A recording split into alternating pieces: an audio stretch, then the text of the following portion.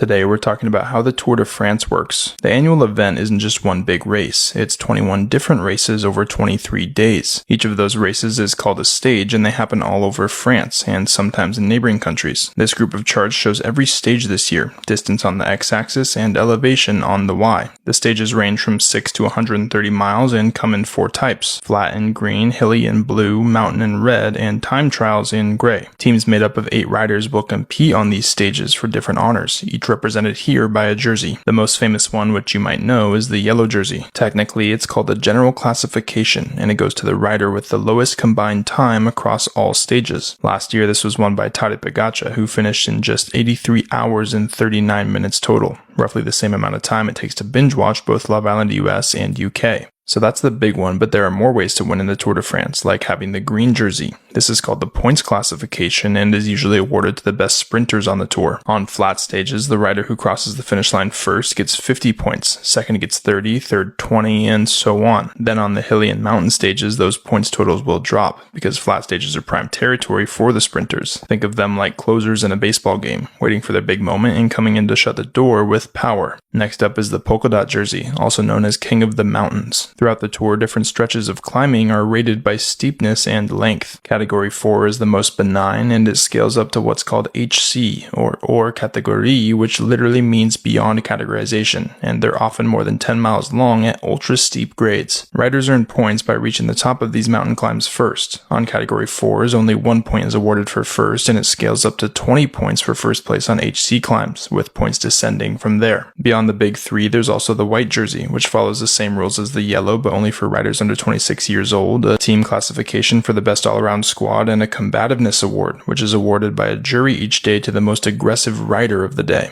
Throughout the tour, you'll see the current leader of each competition wearing their respective jersey, and they don't lose it until someone comes and takes it from them. You can see that with this chart, which shows a timeline of each classification, and a dot representing how many times it's changed hands so far. There's so much more to learn about strategy in the sport of cycling, but this should be enough to get started. We're also super excited to team up with Lidl Trek this tour, an American team whose sprinter Jonathan Milan currently holds the green jersey about halfway through the campaign. Stay tuned for an upcoming video on aerodynamics and sprint strategy, and follow for more sports data visualizations.